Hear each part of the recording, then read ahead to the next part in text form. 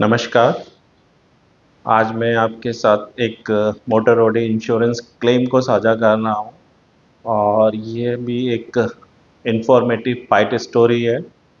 और fight story तो नहीं कहूँगा मैं इसको, मैं अभी इसे इन्फॉर्मेटिव ही कहूँगा कि किस तरीके से हमारे देश में मोटर ऑडी इंश्योरेंस क्लेम में बीमा कंपनी गलत तरीके से और इंश्योर्ड के जायज़ क्लेम को रेप्यूडिएट करती है। तो इस विषय में ये वीडियो है, तो इसे शुरू करते हैं। तो एक साहब हैं जो दिल्ली में रहते हैं और मेरा संपर्क अभी 1-2 महीने पहले, शायद जून मई लास्ट या जून में इनसे मेरा संपर्क हुआ। और ये एक बड़ी कंपनी में जॉब करते हैं और जो इनकी कंपनी है उसने इनको एक हुंडई i20 गाड़ी दी हुई है। और सही मायने में तो ये उस i20 गाड़ी के मालिक हैं। नाम वो इनकी फर्म के नाम से, ऐसा बहुत सारी फर्म हमारे देश में करती हैं कि जो शुरू में उसके इंस्टॉलमेंट देने अपने नाम से लेकर गाड़ी अपने एम्प्लॉय को देती, तो ये भी कुछ इस तरीके का ही मामला था। तो साहब ये गाड़ी का 30 अप्रैल 2025 में एक एक्सीडेंट हुआ। ये दिल्ली रहते हैं और ये हरियाणा में कहीं गए थे, किसी अपने रिलेटिव के मैरिज मैरिज फंक्शन में गए थे। और जब ये वहाँ से लौट रहे थे, ये गाड़ी में अकेले थे, इनकी गाड़ी एक्सीडेंट हो गई और रोड के साइड में गहरे में गिर गई और जिससे गाड़ी काफ़ी डैमेज हुई। और इसमें इनको कोई चोट नहीं आई और इन्होंने अपनी गाड़ी को, उस समय तो ये वापस आ गए और अगले दिन अपनी गाड़ी को टोइंग क्रेन के माध्यम से इन्होंने दिल्ली में एक हुंडई डीलर वर्कशॉप पर पहुंचाया और एक 1/5/2025 को इंश्योरेंस कंपनी को क्लेम इंटीमेशन दी। और बीमा कंपनी ने क्लेम इंटीमेशन के बाद क्लेम इंटीमेशन रिसीव के बाद कोई अप्रूव सर्वेयर अपॉइंट नहीं किया एकदम से, और वो खुद ही इसमें इंस्पेक्शन वगैरह करने लगी। उन्होंने गाड़ी का इंस्पेक्शन किया 5 तारीख को, 5 मई 2025 को बीमा कंपनी ने इनको या इनकी कंपनी को मेल की कि साहब हमें ये पेपर्स पहुंचाइए कि उसके फास्टैग डिटेल्स दीजिए, उसके गूगल लोकेशन की जानकारी दीजिए, गाड़ी में कितने लोग थे, कहाँ से आ रहे थे, जो गाड़ी चला रहे थे उनका क्या रिलेशन है इंश्योर्ड के साथ। तो कुछ इस तरीके के सवाल के लिए मेल लिखी गई, वो इन्होंने पूरी कर दी। उसके बाद साहब कोई 15 गाड़ी वर्कशॉप में खड़ी रही और गाड़ी बहुत मेजर लॉस थी, जो कि वर्कशॉप और सब लोगों का मानना था कि ये टोटल लॉस केस है। इवन बीमा कंपनी का भी यही मानना था। इसके बाद साहब 16 मई 16 मई 2025 को इस क्लेम केस में एक अप्रूव सर्वेयर अपॉइंट किए बीमा कंपनी ने, उसका मैसेज और ईमेल आया, यानी कि इंटीमेशन के 16 दिन बाद। जबकि जो बीमा नियम है उसके अनुसार विद इन क्लेम इंटीमेशन के विद इन 72 आवर्स में, यानी अधिकतम 72 आवर्स तक बीमा कंपनी को क्लेम में जिसमें अप्रूव सर्वेयर अपॉइंट करना है वो लगाना होगा। चूँकि ये 50,000 से ज़्यादा का लॉस था और इस तरीके के क्लेम में अप्रूव सर्वेयर को अपॉइंट करना मैंडेटरी है और जो बीमा कंपनी की जिम्मेदारी है। लेकिन बीमा कंपनी ने अपनी ये जिम्मेदारी नहीं निभाई और इसमें मतलब बहुत लेट किया और 16 दिन बाद एक अप्रूव सर्वेयर को अपॉइंट किया। उससे पहले बीमा कंपनी खुद ही उस गाड़ी का इंस्पेक्शन अपने द्वारा, अपने किसी टीम मेंबर द्वारा कराती रही, जो जो कि एक सही तरीका नहीं था, बीमा नियमों से परे था, प्रोटेक्शन ऑफ पॉलिसी होल्डर्स के जो क्लेम गाइडलाइंस हैं उससे परे था, लेकिन ऐसा हुआ।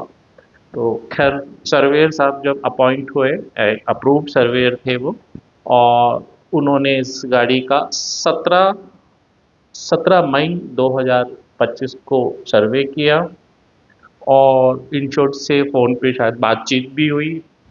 और उन्होंने सर्वे करने के बाद इंश्योर्ड को कुछ भी नहीं बताया, सिर्फ इंश्योरेंस कंपनी या वर्कशॉप से पता चला कि गाड़ी में अभी इन्वेस्टिगेशन चल रही है। उसके बाद इस बीमा कंपनी में साहब इस क्लेम केस में पिक्चर में एक और नई इन्वेस्टिगेशन फर्म आती है या उसे फॉरेंसिक एक्सपर्ट कह सकते हैं। वैसे इस क्लेम में कोई अपराध नहीं था और फॉरेंसिक साइंस एक अपराध विज्ञान है। और लेकिन फिर भी बीमा कंपनी ने एक इसमें फॉरेंसिक एक्सपर्ट या फॉरेंसिक एजेंसी कहिए उसको अपॉइंट किया। उन्होंने जो भी गाड़ी का इंस्पेक्शन या जो कुछ भी करना था वो सब कुछ किया, कहाँ गाड़ी लगी ये सब। इन शॉर्ट जो गाड़ी चला रहे थे उन्होंने ये सारी चीज़ें उनको दिखाई, स्टेटमेंट्स वगैरह दिए। उसके बाद सब उन्होंने मई में 22 मई 2025 को और गाड़ी से जो गाड़ी में उन्होंने बताया साहब इसमें कुछ खून के निशान हैं। दो तीन जगह बताया, सीट के पीछे बताया, एक फ्रंट विंड स्क्रीन पे बताया और एक आध कोई और जगह जो इंश्योर्ड की नॉलेज में अभी तक नहीं थे कि साहब ये हैं और हम इनको केमिकल के द्वारा इनका सैंपल लेंगे तो आप आइए। तो खैर इंश्योर्ड की तरफ जो जो गाड़ी चला रहे थे, जो एक तरीके से गाड़ी अघोषित मालिक थे, उन्होंने अपने बेटे को भेजा और उसके सामने उसने उस केमिकल के थ्रू वो जो भी सैंपल उस पे जो जिन्हें वो खून के धब्बे बता रहा था वो लिए। इंश्योर्ड को नहीं या इंश्योर्ड के बेटे को नहीं पता ये किस चीज़ के निशान है क्या है, लेकिन जो उनका ये जो फॉरेंसिक एजेंसी या जो इन्वेस्टिगेशन एजेंसी का जो प्रतिनिधि था उसका मानना था कि ये खून के धब्बे हैं। तो वो खैर उन्होंने सैंपल लिए। उसके कुछ दिन बाद वो सर्वियर साहब खामोश हैं, उन्होंने कुछ ना असेसमेंट ना कुछ, वो अपना घर आराम से, उनका कोई ना मेल ना कोई लेटर ना कुछ आया। उसके कुछ दिन बाद ये जो सो कॉल्ड फॉरेंसिक एजेंसी थी, इस इनकी तरफ से इंश्योर्ड को फ़ोन और लेटर आता है। इंश्योर्ड जो अघोषित मालिक हैं उन्हीं को समझिए कि साहब हमें आपके जो गाड़ी चला रहे थे उनका ब्लड सैंपल खून चाहिए, ब्लड सैंपल चाहिए ताकि हम ग्रुप चेक कर सकें और उस ग्रुप से मैच कर सकें। तो उनका एक आदमी आना था। ये बड़ा अजीब था कि भाई ऐसे ही किसी आदमी को हम, यानी जो इंश्योर्ड है या इंश्योर्ड का जो ये ड्राइवर जो गाड़ी चला रहे हैं अघोषित मालिक, वो ऐसे ही किसी को अपना खून का सैंपल कैसे दे दें। कोई मिस हैपनिंग हो जाए, कुछ गलत हो जाए, तो खून तो बहुत महत्वपूर्ण चीज़ है। तो जो बीमा का जो इंश्योर्ड है या जो ये गाड़ी चालक थे उस समय, उन दोनों ने मना किया कि हम ऐसे किसी अनजान आदमी को खून का सैंपल नहीं दे सकते। अगर खून की ज़रूरत है या खून सैंपल की ज़रूरत है तो पहले बीमा कंपनी इसके लिए मेल पे प्रॉपर लेटर दे, उसके बाद सोचेंगे। इसके बाद साहब बीमा कंपनी ने कोई लेटर नहीं दिया, ना कोई मेल पे लिखा। उसके बाद अप्रूव सर्वेयर साहब ने लगभग 22 या 23 जून को एक लेटर मेल लिखी।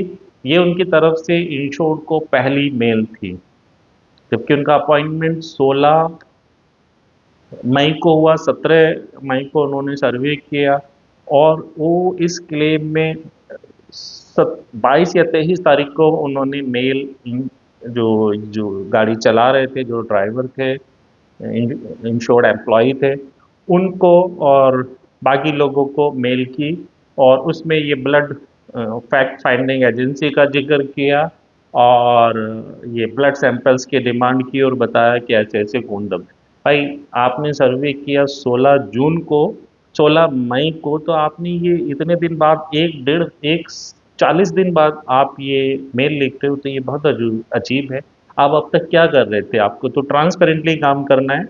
ये सब चीज़ें थी तो 17 में आपने सर्वे किया, आप 17 18 19 20 तब बताना चाहिए था। अब तक तो एक महीने में तो अप्रूव सर्वेयर को सर्वे रिपोर्ट देनी होती है जो आपने नहीं दी।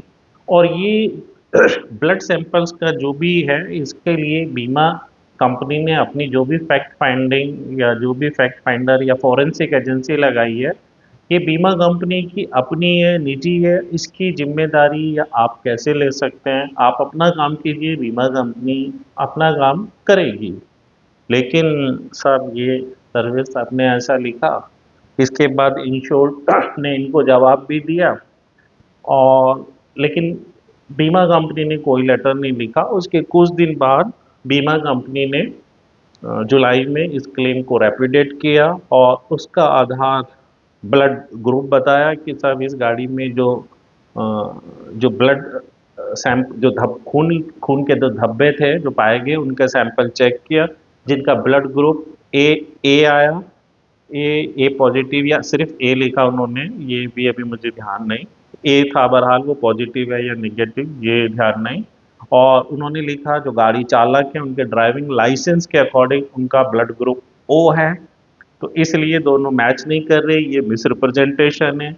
और इससे फैक्ट फाइंडिंग एजेंसी का मानना है कि ये जो है इसमें गाड़ी जो चालक है इसमें कुछ छुपाया गया है और गाड़ी चालक को बदला गया है। इस आधार पे क्यों ना आपका क्लेम को रेप्यूडिएट कर दिया जाए, इसका जवाब दीजिए जो भी ये लेटर मिलने के 7 दिन के बाद।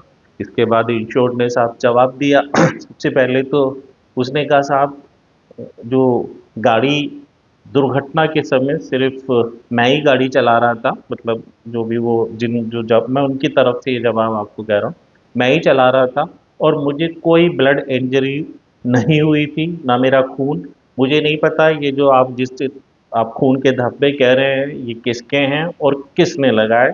मेरी गाड़ी हो सकता है ये टोइंग के दौरान लग गए हों, किसी को चोट लगी हो सकता है, ये गाड़ी मेरी बहुत दिन वर्कशॉप में खड़ी रही तो वहाँ किसी ने लगा दिए हों। हो सकता है जो इन्वेस्टिगेशन जो भी आपके ये तथाकथित इन्वेस्टिगेटर हैं इनमें से किसी ने गैर इरादतन या इरादतन मुझे ये क्लेम को जीरो करने के लिए खून के धब्बे लगा दिए हों। हो सकता है ये जो बीमा कंपनी के अप्रूव्ड सर्वेयर साहब हैं इन्होंने किसी तरीके से खून के धब्बे लगा दिए हों, तो ये मेरी जानकारी में नहीं है। हो सकता है ये इस एक्सीडेंट से भी पहले के हों या कहाँ से आए मुझे नहीं पता, लेकिन मुझे कोई ब्लड इंजरी नहीं हुई थी और ये खून के धब्बे मेरे नहीं हैं और मैं गाड़ी में अकेला था। और जो ये आपके जो ब्लड सैंपलिंग या जो भी ये टेस्ट हुआ है इसके इसका ए पॉजिटिव आना और मेरे लाइसेंस में ओ पॉजिटिव लिखे होने से ये साबित नहीं हो जाता कि मैं दुर्घटना के समय गाड़ी नहीं चला रहा था। इसके समर्थन में इंश्योर्ड ने एक सुप्रीम कोर्ट का भी हालिया एक एक जजमेंट भी शेयर किया जिसमें 4 रीजन थे, उसमें एक एक बीमा कंपनी ने ये इसी तरीके का बिल्कुल खून के धब्बे गाड़ी पे का रीजन दिया था। तो सुप्रीम कोर्ट ने बड़ी उसमें लिखा कि साहब गाड़ी एक्सीडेंट हुई है, खून का धब्बा की ये कहना ये एक इर्रेलेवेंट बात है। तो इसका इसका क्योंकि एक्सीडेंट तो हुआ ही है, खून के धब्बे होने ना होना ये इर्रेलेवेंट चीज़ है, तो उस पे उन्होंने कोई कंसिडरेशन नहीं किया था। तो इंश्योर्ड के ये या जो ये ड्राइवर थे इन्होंने वो भी इंश्योरेंस कंपनी को लिखा और कहा कि साहब आप कैसे कहेंगे कि गाड़ी मैं नहीं चला रहा था। इसके बाद साहब और इंश्योर्ड ने या कहिए जो गाड़ी चालक थे उन्होंने बीमा कंपनी को ये जवाब देने के साथ कहा कि साहब प्लीज़ सर्वे रिपोर्ट कॉपी भी दीजिए। और इसके बाद साहब बीमा कंपनी का फिर यही चीज़ आया, नहीं साहब ये जो है मिस रिप्रेजेंटेशन ऑफ फैक्ट्स है, ये है अटरम टटरम और हमारा मानना यही है। इस तो इसके बाद फिर इंश्योर ने गाड़ी मालिक या गाड़ी चालक ने बीमा कंपनी को फिर से मेल लिखी कि साहब इतने दिन हो गए बार-बार सर्वे रिपोर्ट कॉपी माँग रहे हैं। शायद आपकी नीयत ठीक नहीं है, ना तो आपके अप्रूव्ड सर्वेयर और ना ही आप सर्वे रिपोर्ट की कॉपी दे रहे हैं। इसके बाद खैर साहब वो अप्रूव्ड सर्वेयर साहब ने तो सर्वे रिपोर्ट कॉपी नहीं दी, जबकि उनकी भी ज़िम्मेदारी थी।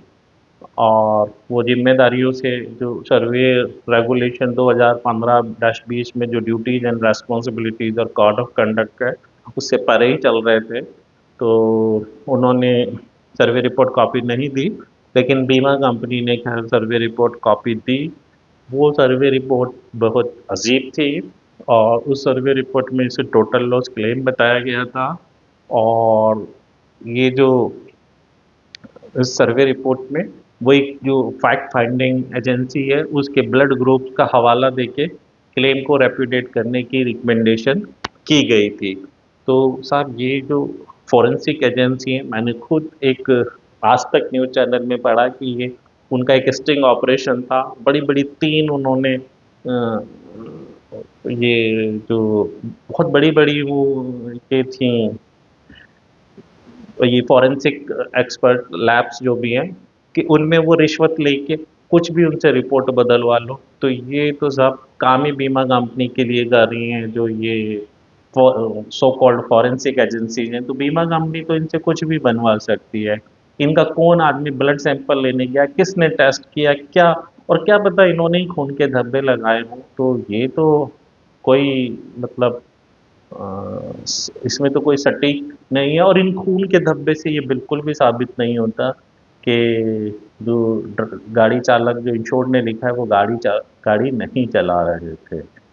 तो इस तरीके से, और जो सर्वेयर साहब हैं उनका भी अगर ठीक है, बीमा कंपनी अपनी जो भी उन्होंने ये फॉरेंसिक एक्सपर्ट कहिए या इन्वेस्टिंग, बीमा कंपनी खुद डिसीजन ले ले। आप एज ए अप्रूव सर्वेयर, आप आप कैसे खून के धब्बे के बेसिस पे, या आप कैसे मान सकते हैं कि वो फॉरेंसिक एक्सपर्ट जो है या उसकी तरफ से जिसने भी वो टेस्टिंग की है वो सही है या गलत है। और ये आपको एज ए सर्वेयर दुर्घटना के 16 दिन बाद लगाया, आपने सर्वे रिपोर्ट में इस पे तो कहीं सवाल नहीं किया। ये जो 16 दिन है जो इंश्योर्ड के पोजीशन में गाड़ी नहीं रही, इसमें भी खून के धब्बे लग सकते। हो सकता है शुरू में बीमा कंपनी ने जो इंस्पेक्शन किया, जो 5 मई को मेल भी की है, और जो बीमा कंपनी के एम्प्लॉय ने इंस्पेक्शन किया, हो सकता है उसने खून के धब्बे लगाए हों। क्योंकि एज प्री एजम्पशंस तो कुछ भी किया जा सकता है, क्योंकि बीमा कंपनी भी इस केस में प्री एजम्पशंस के आधार पर ही मान रही है कि साहब ये आदमी गाड़ी नहीं चला रहा था, इसका कोई सबूत नहीं है, सिर्फ उन्होंने तो ठीक इसी तरीके से इंश्योर्ड भी कह सकता है साहब मेरा मानना है जो बीमा कंपनी की तरफ से जिस व्यक्ति ने 5 तारीख को गाड़ी का वर्कशॉप पर इंस्पेक्शन किया, बहुत उम्मीद है कि उसी आदमी ने आके कुछ खून के वो खून लाया होगा किसी शीशी विशी में, और वही उसने 2-4 जगह लगा दिया जिससे कि इनका क्लेम जीरो हो जाए। तो ये मोटिव हो सकता है। तो लेकिन अगर पूछें इसका सबूत के साथ, सबूत तो इंश्योर्ड के पास नहीं है। सेम यही सवाल बीमा कंपनी पे आता है कि बीमा ये कहाँ साबित होता है कि ये खून एक्सीडेंट के वक्त ही जो उसमें पैसेंजर भरे हुए थे या इंश्योर जो भी लोग थे उनका है। ये तो जरूरी, ये इंश्योर को तो पता ही नहीं है कि ये खून आया कहाँ से। हाँ ठीक है, जब गाड़ी एक्सीडेंट हुई इंश्योर्ड ने पहले दिन ही, एक दिन में बीमा कंपनी को क्लेम इंटीमेट किया, और बीमा कंपनी को तभी ये सारी चीज़ चेक करनी चाहिए थी पहले दिन या दूसरे दिन इंश्योर्ड को उसके रिप्रेजेंटेटिव को बुला के कि ये खून है साहब, और हम इस एजेंसी को लगा रहे हैं, और यहाँ या आप भी सैम्पलिंग ले सकते हैं और इसको हम चेक करा लेते हैं, आप भी करा लीजिए, और फिर आपका जो भी ब्लड ग्रुप है उसके उस पे हम कुछ सोचेंगे समझेंगे या आप। लेकिन सीधा इस तरीके से 22 दिन बाद सैंपलिंग, खून सैंपल लेना और खून के आधार पे रेप्यूटेट करना, ये तर्क संगत तरीका नहीं था। तो ये जो एग्जाम्पल है, ऐसे मैंने एक पहले भी एक केस में देखा था, और ये मेरी जो जानकारी में है ये खून मांगने वाला ये दूसरा केस था। कोई भी आदमी, ये कोई मेडिक्लेम नहीं है, ये एक मोटर ऑडी क्लेम है, और इसमें खून मांगना ये थोड़ा अजीब था। और पता नहीं कहाँ से खून आ गया। ठीक है, अब शुरू में देखो चेक करो और जानो, लेकिन यहाँ ऐसा कुछ नहीं था। और इसमें सबसे जो अफसोसजनक रोल था वो अप्रूव सर्वेयर साहब का था। वो बीमा कंपनी के जो एक सो कॉल्ड फोरेंसिक एक्सपर्ट थे, वो उनके बेसिस पे रिपोर्ट बना। मैं ये नहीं कह रहा वो गलत कर रहे थे, पर हो सकता है वो सही कर रहे हैं या गलत कर रहे हैं वो उनका काम है, लेकिन उनके जिम्मेदारी मैं या ये अप्रूव सर्वेयर साहब कैसे ले सकते हैं। अप्रूव सर्वेयर साहब अपना जो लिमिटेशंस है उसके अकॉर्डिंग अपनी इन्वेस्टिगेशन उसके आधार पे जो भी रिपोर्ट बननी है वो बनाइए। बीमा कंपनी उनके हिसाब से खुद अपना निर्णय ले लेगी। लेकिन क्लेम जो बीमा कंपनी ने रेपुडेट किया है वो अप्रूव सर्वेयर के आधार पे किया है, और आधार क्या है, ब्लड ग्रुप। तो ये तरीका गलत है। हाँ, ये अभी ये बात सही है कि इस क्लेम को अगर कोर्ट में लेके जाएंगे तो बीमा कंपनी को बहुत मुश्किल होगा। सुप्रीम कोर्ट का ये डिसीजन है इस विषय में, और कोई कोर्ट सबूत के आधार पे चलती है। ये कोई सबूत ही नहीं है कि साहब ग्रुप ए है और ड्राइवर का ग्रुप ओ है, तो इसलिए गाड़ी ड्राइवर फला गाड़ी नहीं चला रहा था, या इसमें कोई मिसरिप्रेजेंटेशन है। तो इस वजह से हम तो ये बहुत ही गैर तार्किक तरीका है। तो ये जो आज मैं जो भी ये फाइट स्टोरी कही, ये जो क्लेम स्टोरी बताई, ये अगर कभी आपके सामने ऐसी स्थिति, वैसे इस क्लेम को बीमा लोकपाल में लेके जाएं तो शायद बहुत सरलता से इंश्योर्ड ये क्लेम अपने हक में फैसला या अवार्ड मिल जाए इंश्योर्ड को। लेकिन चूंकि ये एक बहुत बड़ी कंपनी के नाम गाड़ी है, तो इसलिए एक बीमा लोकपाल में जाने के लिए एक सर्टेन टाइप के लोग जा सकते हैं। ये बड़ी फार्म है, ये नहीं जा सकती है। इनको जाने के लिए कंज्यूमर कोर्ट जाना होगा, और तब जाके वहाँ पे इनको न्याय मिलेगा। ये ज़रूर है इनको वहाँ न्याय मिल जाएगा, लेकिन कंज्यूमर कोर्ट में 2 साल लगते हैं, और शायद ये कंज्यूमर कोर्ट ना जाएं, इससे पहले ही अपनी गाड़ी ठीक करा लें। अभी बीमा कंपनी से भी कम्युनिकेशन चल रहा है, और बीमा कंपनी जवाब दे नहीं पा रही है। वो सर्वेयर साहब तो साइलेंट मोड पे हैं। उन्होंने पूरे क्लेम केस में 2 बार, एक बार मेल की है, सिर्फ एक इंस्पेक्शन किया है 17 तारीख को। इंश्योर्ड से प्लेस ऑफ एक्सीडेंट देखा नहीं है, इंश्योर्ड से मिलने उसके पास आए नहीं है, और बीमा कंपनी के फॉरेंसिक एक्सपर्ट पे उन्होंने क्लेम रेपुटेशन का डिसीजन ले लिया है। और उनसे पूछा साहब आपने कब खून के धब्बे देखे, अगर जो देखे तो उनके फोटोग्राफ दीजिए, तो वो फोटो भी उपलब्ध उन्होंने नहीं कराए। इवन इंश्योर्ड को सर्वे रिपोर्ट कॉपी नहीं दी। आप जो भी है थोड़ा ट्रांसपेरेंसी से काम करिए। सर अप्रूव्ड सर्वे तो एक बीच का माध्यम है, ना कि वो इंश्योरेंस कंपनी का पक्ष है। तो सर्वेयर अक्सर बहुत सारे अपना रोल जो भूमिका है निभाने में गलती कर रहे होते हैं। वो इंश्योरेंस कंपनी की गोद में बैठ जाते हैं, जैसे इस केस में था। जबकि आपको न्यूट्रल रहना है, दोनों से बराबर डिस्टेंस रखना है, और नियम अनुसार काम करना है, जो आपके लिए ड्यूटीज एंड रेस्पॉन्सिबिलिटीज तय है। लेकिन यहाँ ऐसा नहीं था, और सर्वेयर की गैर जिम्मेदारी भरे रोल से इंश्योर्ड को इंश्योर जो उसका वाजिब क्लेम हक नहीं मिला। अभी कम्युनिकेशन चल रहा है, देखते हैं आगे क्या होता है। अगर इंश्योर्ड के पक्ष में कभी आया तो मैं आपके साथ साझा करूंगा या आपको बताऊंगा। और लेकिन कभी ऐसी स्थिति हो तो बीमा कंपनी से फाइट कीजिए। कोई भी चीज़ बीमा कंपनी या ये सो कॉल्ड इन्वेस्टिगेटर या फोरेंसिक एक्सपर्ट मांगे, पहले तो इनके अपॉइंटमेंट का लेटर लीजिए, बीमा कंपनी जो आपको मेल पे दे, और जो डिमांड है उसको मेल पे लीजिए, और तब आप पूरी कीजिए। लेकिन ये जो ब्लड सैंपल देना, ये कोई लॉजिकल मांग नहीं है। ये ये इतना आसान नहीं है। तो अब मैं चूँकि ये वीडियो पंखा बंद करके बनाता हूँ, और जिससे आवाज़ आती है, अब मुझे बहुत गर्मी भी लग गई है, आप देख सकते हैं पसीने के निशान हैं। तो अब इस वीडियो को विराम देते हैं और फिर मिलते हैं आगे। नमस्कार।